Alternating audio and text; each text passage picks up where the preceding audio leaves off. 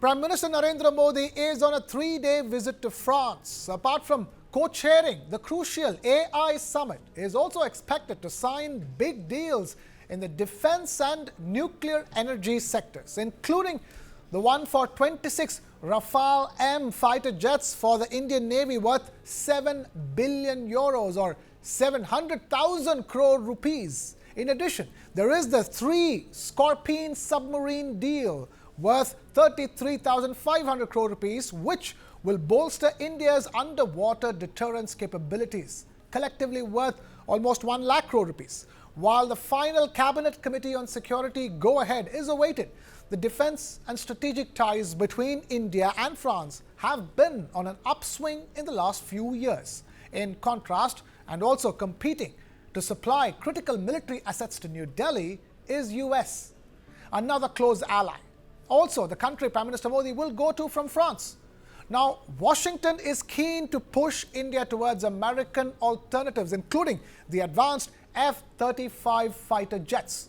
So, will India choose the U.S hardware? Remember that the U.S has imposed strict operational conditions and lacks a strong technology transfer agreement. Or choose France's offers of government-to-government deals with local production benefits. Is France the halfway house between India and the U.S., literally and figuratively, appropriate given that Modi goes on to meet Trump after Macron? Is France the backup for India in the West? It has always been one strong supporter of India and did not condemn India's 1998 Pokhran tests. And most importantly, is France the preferred non-US partner for buying fighter aircraft? We have only Russian and French fighter aircraft in the Indian Air Force, but no US fighters. Joining me on the News9 Plus show are Sandeep Unidan, live from Aero India 2025 being held in Bengaluru, Admiral Anil Kumar Chawla and Captain D.K. Sharma. Gentlemen, welcome to the News9 Plus show. Let me begin with you, Sandeep. Sandeep, put things into context for us from the Aero India, which is a showcase, as much as it is for civilian aircraft, as it is for military jets. Absolutely, Krishna.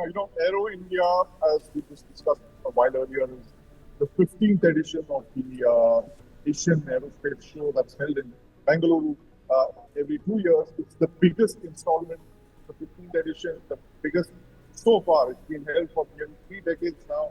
And it's a meeting place for a lot of defense companies. There are literally hundreds of defense delegations over here. There's Indian industry, there's foreign industry. And most importantly, there are India's 2 strategic partners with their 5th generation fighter aircraft. The Russian Su-57 is here. It's blazing through the skies. It's conducting multiple sorties, wowing the crowds on the ground. And you have the U.S F-35, another 5th generation fighter aircraft, also on display. India's, one of the few countries in the world where you could see the United States and Russia displaying their latest cutting-edge fighter aircraft. That's, it's a measure of how deep the Indian relationship, how much they value India's relations with the United States and with the Russian Federation. But the dark horse in all of this, Krishna, is France. Now, France, as you correctly mentioned, is the halfway house between India and the United States. It is the preferred Western alternative to the United States. Fair enough, Sandeep. We're just going to fix your audio and come back to you. Let me just take this across to Admiral Anil Kumar Chawla and Captain D.K. Sharma. Admiral Anil Kumar Chawla, is France the dark horse when it comes to competing to supply to India between Russia and America? Well, I wouldn't call it a dark horse because, you see, it's been a defense partner for a very long time. And as you brought out, the Mirage deal with the Air Force happened close to 40 years ago. And there has been extensive defense cooperation since then, particularly with the Navy over the Scorpene deal, which started in 1999 and fructified in 2005. And the last submarine of the first batch of Scorpene submarines was commissioned just this year by the Prime Minister at Mazagon Docks in Mumbai.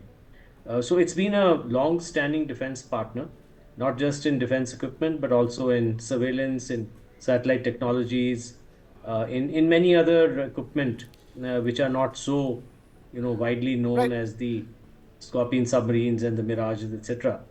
And so I would say that France has been, along with the US, one of our earliest defense partners. We forget that after independence, we did get a lot of US hardware also, particularly with the Air Force, which then petered off because we didn't join the CETO and the other arrangements that the US had proposed. And then gradually we went towards the United States when we were not getting advanced weaponry in the 1960s.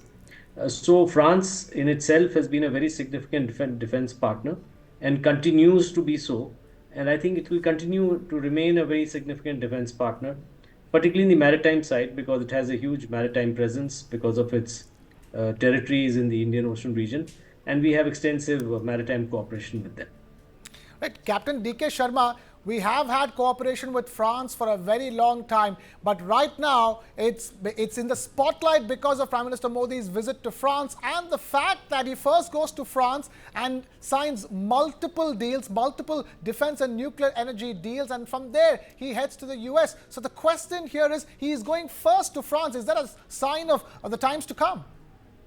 Let's not read too many things into this visit, whether it is en route to US or first going to France and then to US, because as we all know, yes, these deals will happen willy-nilly, today, tomorrow, day after. They are on the cards and we need it. More than anything else, India needs it for its capability enhancement. So the three three Scorpions, or the follow-on Scorpions, or the modified, because these one are going to be bigger than the previous one which have been made by MDL, and the new ones are going to be with the AIP plug, which will be eventually developed by DRDO and will be integrated by Naval Group. Insofar as the Rafale Marine is concerned, of course, we need it. You know it. We commissioned the aircraft carrier 2 years back and still are operating with the MiG-29, which we got with Vikramaditya. So, but as I understand right now, the deal is not been cleared by CCS. It will happen because as we are gathering, the information is that almost all hurdles and interministerial discussions have got over. And now when the Prime Minister comes back, it has to pass through the CCS. And of course, then will be the final negotiations on the price. So whatever we are reading, yes, it will happen, but it is not going to happen in this visit. So rest be assured. But yes, then he moves to US and we know it. All this Aero India and whatever is happening here, the big game is going to be played in US. Okay. That whether, and also the development of engine for AMCA as well as for the helicopter program of India, which is being steered by HAL. Safran is a very big player. So what happens to that? We will have to see that. So these are the 3-4 points, but let's see how they pan out. What deal gets struck in US with Trump, and then what follows on over here. So this is a big game of speculation right now. Let's see how it pans out. It's a big game of speculation, Sandeep, but the fact of the matter is that it's a question of where will India buy its fighter aircraft from. Currently, we have only Russian and French fighter aircraft in the Indian Air Force and no US fighter jets, whereas Washington is pushing India to buy the F-35s.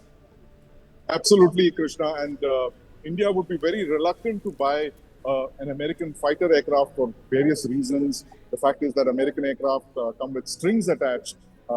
There is an issue of the possibility of sanctions. We've seen it in the past.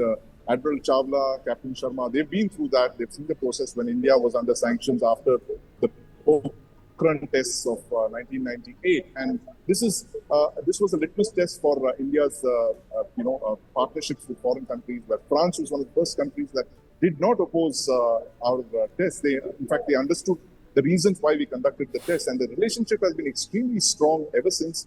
The fact is that France today is poised to reap the benefits of that strategic relationship. Not only do they get the 26 Rafale fighter jets for the Indian Navy, which is a navalized version of the Air Force variant of the Rafale fighter jets, but it's also in the fray for a possible repeat order of 114 medium multi-role fighter aircraft for the Indian Air Force. That is a very, very big contract indeed. And that's in fact one of the most lucrative defense contracts in the world right now. It's worth tens of billions of dollars. And I'm sure Donald Trump would like to have this deal for the American military industrial complex. So I completely understand the reason why India would want to downplay a deal of this size with France at this very moment. It's worth the 26 Rafale fighter jets for the Indian Navy. This is not something you would want to publicize just before you landed in the United States with Donald Trump waiting for defense deals for the United States. He very clearly mentioned that in his conversation with Prime Minister Modi that he would like to see India buy defense hardware.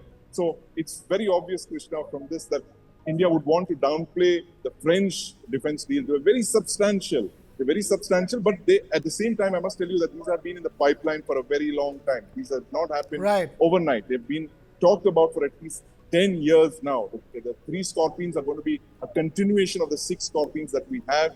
The 26 fighter jets, as Captain Sharma mentioned, are critically needed for the Indian aircraft carriers, the 2 aircraft carriers that we have. And they will be delivered several years from now. So you're actually planning ahead. You're planning for the retirement of the MiG-29K fighter aircraft from the Indian Navy, Krishna. Right. Admiral Chawla, France is making it easy for India to purchase its hardware, isn't it? You know, government-to-government deals, local production benefits, whereas the U.S. has strict operational conditions and, more importantly, doesn't have a strong technology transfer agreement.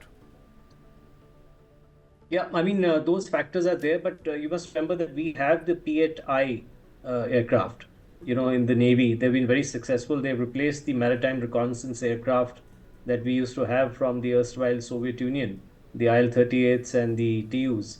And they have played a very significant role in guarding our seas because of their capabilities, multifaceted capabilities. Indeed, they are the frontline aircraft of the Indian Navy today. Secondly, also, we are getting the unmanned aircraft from them. That contract has just been signed. That's another multi-billion-dollar contract.